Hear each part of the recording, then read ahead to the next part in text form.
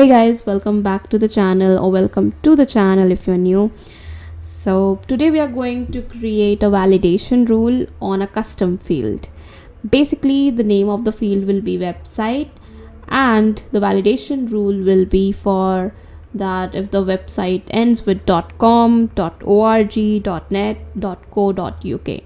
So if the website doesn't end with these, then it will throw a validation error that the website should end with either .com, .org, .net, .co.uk.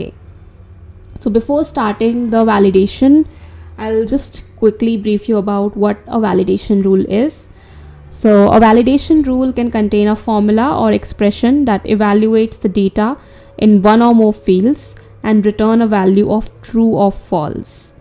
When the validation returns a value of true, this confirms that the data entered by the user contains an invalid value. So with this information, let's get started. First off, on the lead object, I am going to create one website field. So I'll go to my org. I have already logged into my org, my developer org.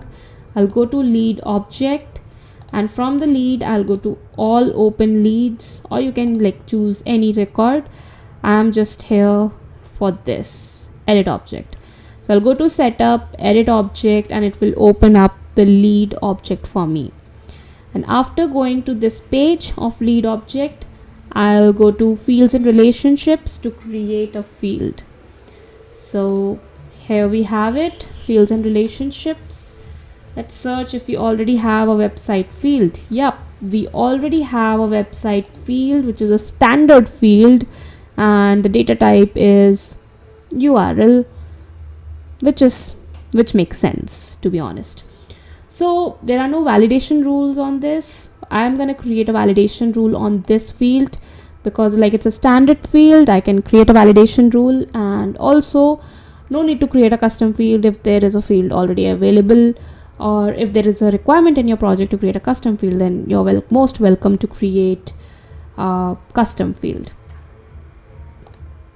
So I'm going to click on new for validation rules, and yes, the rule name is validation rule for website check. I'm not going to give any description here because it's not a mandatory field. So from here, I'm going to add my function. Initially, we will need an AND function.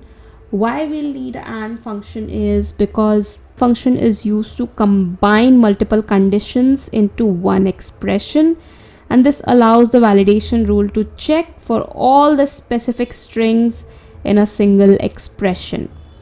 Okay.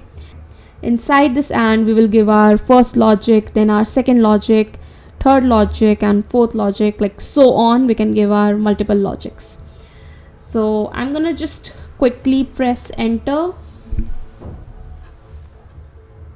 and I'll remove this real quick.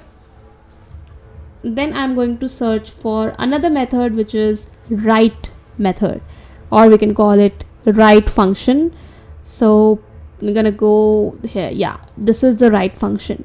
You can check it returns the specified number of characters from the end of the text string. So from the end, it will return the specific number of characters.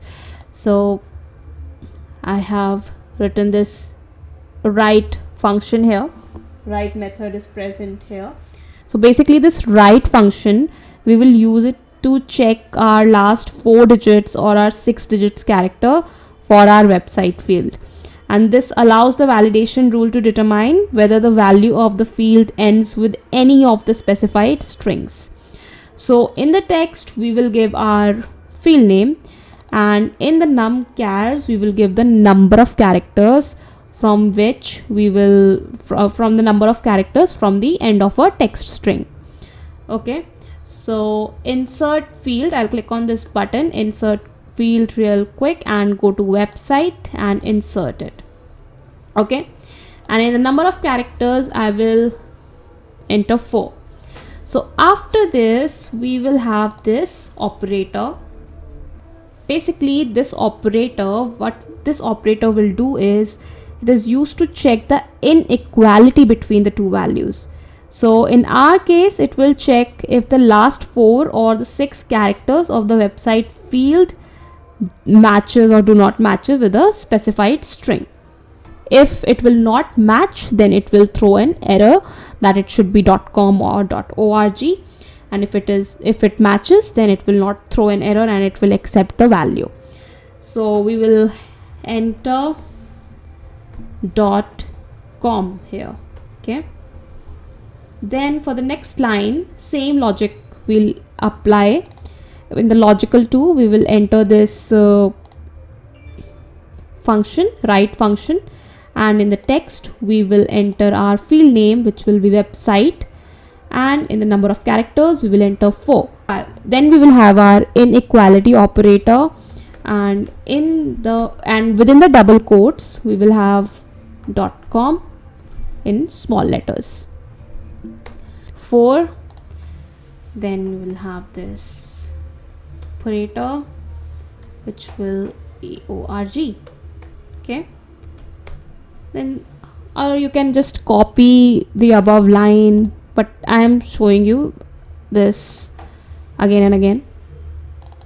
Insert field, then website, insert. Here you'll have 4. Then you will have this .org. Okay, .org. And basically this is the end of and. Okay, so from here we can check our syntax. Once we check our syntax, there is we didn't find any error, and if there is any error message which we want to display, we can write enter the correct format, that is .com or .org. Okay, so error location will be either you can specify it on top of your page or within the field, below your field. So I'm gonna choose top of the page. I'll click on save, and yeah, our validation rule is created. Let's just go here and go to our lead, any lead. I am choosing this lead. Go to details and go to your website field. Where is our website field? This is our website field.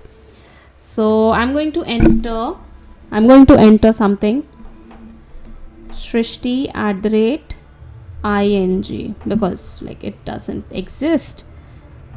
Sorry, Shrishti.ing. Okay, not @ If I'll click on save, then enter the correct format, that is .com or .org.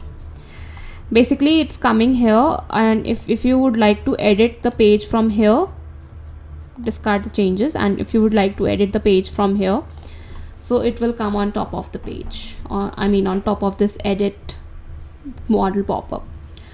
.ing. Click on save. So okay, it's not coming on top of the page, but it's coming here. Okay, that's fine, but usually it should come on top. I'm not sure why it's not coming here, but it's fine. We can see the error. So if we enter org, then it should allow us to save. Once we click on .org, it will allow us to save the website. Okay, so I think that's all for the video, and I hope you liked the video. And this is our validation rule. Pretty simple, pretty easy.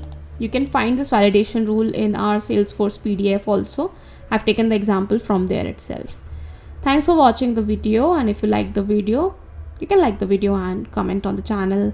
If you want more videos like this, I'm happy to make them. Thank you.